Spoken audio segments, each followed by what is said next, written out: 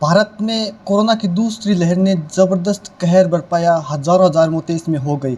ऐसे में अब तीसरी कोरोना की लहर की आशंकाएँ भी बनी हुई है। बताया जा रहा है कि केरल के अंदर तो शायद तीसरी लहर का असर है वो दिखने भी लगा है। हालाँकि अभी तक कई प्रदेशों के अंदर डेल्टा प्लस के जो मरीज़ हैं वो सामने आने आ रहे हैं। ऐसे के अंदर अभी से चिकित्सा महकमा है वो काफ़ी अलर्ट है, ताकि कोरोना को जो कहर दूसरी लहर के अंदर देखने को मिला वो तीसरी लहर में नहीं देखने को मिलेगा। बाल्क मल्टी स्पेशलिस्ट हॉस्पिटल में यहाँ के डायरेक्टर जो है अब्दुल गफ़ार साहब, वो हमारे साथ में, उनसे हम जान लेते हैं कि कोरोना की जो तीसरी लहर में सबसे ज़्यादा असर किस पे होगा अगर यदि आती है तो।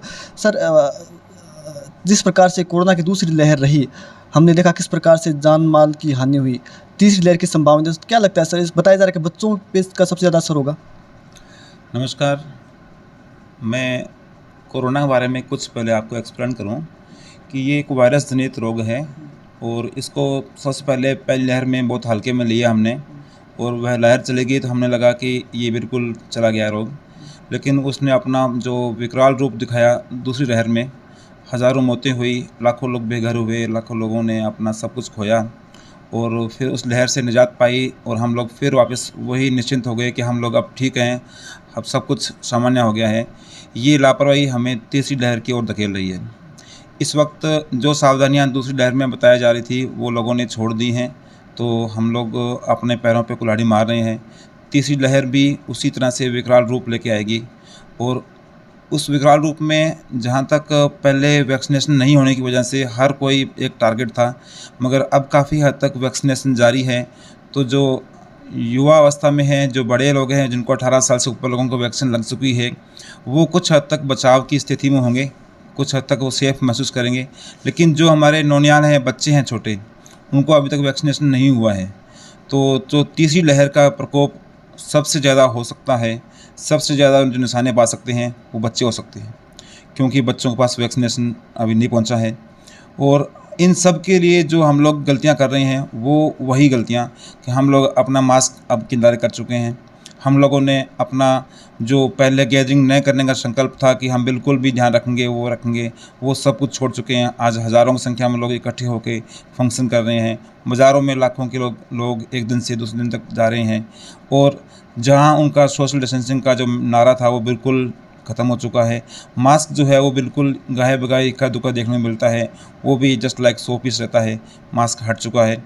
तो हम लोग अपने पैरों में कुल्हाड़ी मारते हुए वापस तीसरी लहर को आमंत्रण दे रहे हैं। अभी आपने बताया मुझे, जैसे आप बता रहे थे कि तीसरी लहर का आगमन हो चुका है। बिल्कुल हमारे दक्षिण के जो केरल राज्य है वहाँ आज भी करीब 20 से 30 हज़ार केस पर डे आ रहे हैं, जो कि एक तरह से आमंत्रण है, एक तरह से एक खटखटा रहा है दरवाज़ा कि मैं आ चुका हूँ। ऐसे ही हमारे एक दो राज्यों और में भी अब केस बढ़ने लगे हैं। तो भगवान न करे इस तरह से बढ़ते रहे तो जल्द ही तीसरी लहर, जो कि एक विकराल रूप, खतरनाक रूप में सामने आएगी, तो वो एक बड़ा भयंकर रूप देखने को मिलेगा। उससे बचाव जो है हम लोगों ने छोड़ दिया अगर, तो बहुत महंगा पड़ेगा। जिस प्रकार से हम बात करें 1 से 5 जो साल के बच्चे हैं, उनमें इम्यूनिटी पावर काफ़ी कम रहता है, उन्हें हम कैसे बचा सकते हैं? उनके लिए क्या कुछ करें?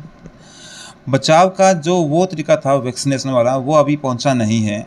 उसका अभी स्ट्रेटेजी बनी नहीं है। बच्चों के लिए जो ट्रायल चल रहे हैं, जब तक उनकी वैक्सीन नहीं आती है तो वो एक तरह से मेडिकल बचाव जो है, मेडिसिन का जो ट्रीटमेंट या उनका वैक्सीनेशन बचाव जो है, वो तो सेकंड रूप में हो गया। प्राथमिक रूप से ये है कि हम उनको एक्सपोज नहीं करें, वायरस से एक्सपोज नहीं करें। वायरस अगर एक्सपोज नहीं करेंगे तो अपना काम नहीं कर पाएगा, बच्चे उससे बचे रह सकते हैं। ये सर, जिस प्रकार से बताया जा रहा है कि अगस्त के अंतिम सप्ताह के अंदर तीसरी लहर आ सकती है, तो सर, क्या आपको नहीं लगता कि जिस प्रकार मौसम इस समय चल रहा है वो भी अनुकूल है कोरोना के लिए? अगस्त का तीसरा सप्ताह, ये कोई डेडलाइन नहीं होती है, बस एक कयास हैं जो कुछ वैज्ञानिकों ने अपने रिसर्च के आधार पर लगाए हैं कि जिस तरह से जो वायरस है वो इतने दिन बाद में अपना नया रूप बना के, नया रूप धारण करके और वापस रीअटैक करता है। तो वो उनका कयास जो है वो इसी मंथ के लास्ट तक, यानी अगस्त के लास्ट तक उनका कयास है कि ये अटैक करने आ जाएगा। तो उसमें मौसम जो है उसका भी एक रोल रहता है। वायरस बहुत ज़्यादा गर्मी में सक्रिय नहीं हो सकता है, लेकिन अभी जिन बारिश का मौसम जो है ये वायरस के लिए अनुकूल है। वायरस जनित रोग जो हैं इस मौसम में ही ज़्यादा होते हैं। तो ये बारिश का जो मौसम है, इसमें वायरस को और ज़्यादा सहूलियत होगी अपना एक्शन लेने में। सर, खान-पान में किस प्रकार का ध्यान रखें? हम कैसा खान-पान लें ताकि इम्यूनिटी पावर बढ़ा सकें? संतुलित आहार जो है वो हर बीमारी से हमें बचाता है, और संतुलित आहार का जो सेवन जो है वो आज के टाइम में हालांकि मुश्किल होता है। हर किसी को चटपटा और स्पाइसी और ठंडा मीठा चिकना वो चाहिए होता है, मगर उन सब चीज़ों से बचाव रखना चाहिए हमें। ऐसी कोई भी आइटम जो फ्रीज़्ड हो, फ्रिज में रखी आइटम हो, या बहुत ज़्यादा कैलोरी वाला आइटम हो, या जो मदिरा का सेवन है या नशे का सेवन है, वो सब जो है इम्यूनिटी कमज़ोर करते हैं। जब इम्यूनिटी कमज़ोर होगी तो वायरस हम पे आक्रमण करेगा। सबसे ज़्यादा कन्फ्यूजन इस बात को लेकर रहता है कि जब बुखार आता है, खांसी जुकाम आती है, तो पता नहीं चलता कि कोरोना वायरस वाला बुखार है या साधारण बुखार है, तो इसमें कैसे अंतर पता करें? बिल्कुल साधारण आदमी इस बात को नहीं समझ पाता कि ये जो बुखार आया है वो सामान्य बुखार है या कोरोना बुखार है या किसी और तरह का बुखार है। तो उसके लिए उसको जहाँ तक उसका अपना नज़दीकी स्वास्थ्य केंद्र, चाहे वो डॉक्टर है या स्वास्थ्य कार्यकर्ता है, उससे संपर्क करना चाहिए, क्योंकि वो एक एक्सपर्ट आदमी होता है, वो इस फील्ड का स्पेशलिस्ट होता है। उसको मालूम होता है कि मुझे पहचान हो जाती है कि हाँ, ये वायरस जनित रोग हो सकता है या एक सामान्य बुखार है। तो इस स्थिति में उसको अपने नज़दीकी स्वास्थ्य कार्यकर्ता या स्वास्थ्य केंद्र से या डॉक्टर से या हॉस्पिटल में अपने आप को कंसल्ट करना चाहिए। सर, जैसा कि कोरोना की दूसरी लहर रही, आपने भी काफ़ी अच्छा काम किया। सरदार सर की बात करें तो काफ़ी लोगों की सेवाएं की, तो सर क्या मतलब आप पर्सनल सवाल, सर डॉक्टरों के ऊपर कितना असर पड़ा इस बीमारी को लेकर? डॉक्टर भी एक इंसान है, वो भी एक मानव हैं, और उनको भी वायरस वैसे ही अटैक करता है जैसे आम इंसान पे करता है। डॉक्टर ये देखता नहीं है कि वायरस ये देखता नहीं है कि डॉक्टर है।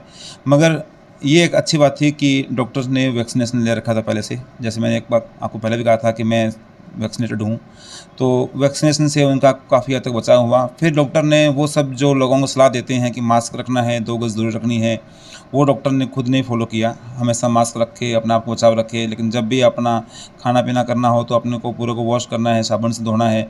इन सब चीज़ों का ध्यान रखा तो डॉक्टर काफ़ी हद तक बचाव में हुए। हालांकि हमारे कुछ डॉक्टर इस महामारी की चपेट में आए और दुनिया से चले भी गए, लेकिन जहाँ तक डॉक्टरों ने इतना संघर्ष किया तो इतने एक्सपोज होने के चांसेस थे भी, मगर फिर भी डॉक्टर अपने आप को बचाए हुए हैं, आगे भी लड़ते रहेंगे। तो जैसा कि एक बड़ा अखबार की आज रिपोर्ट भी आई थी कि काफ़ी डॉक्टर प्रभावित हुए इससे।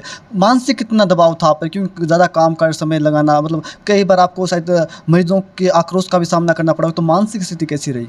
बिल्कुल, ये आप सही कह रहे हो। जब वो अप्रैल मई का दूसरा दौर था, बहुत भयंकर मरीज़ों का प्रेशर था, और उस दौरान हर कहीं मारामारी चल रही थी। हर कहीं मरीज़ को था कि पहले मैं दिखाऊं ताकि मैं बच सकूं।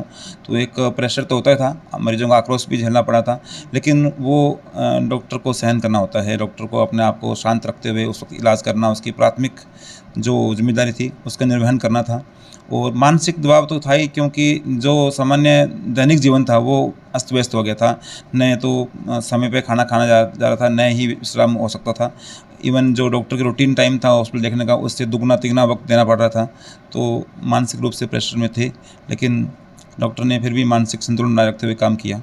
अंतिम सवाल सर, क्या सलाह देना चाहोगे हमारे दर्शकों को?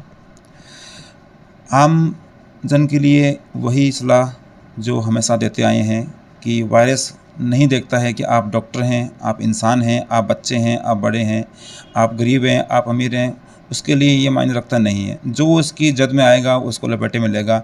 इसलिए उससे बचाव ही उपचार है, सावधानी ही उपचार है।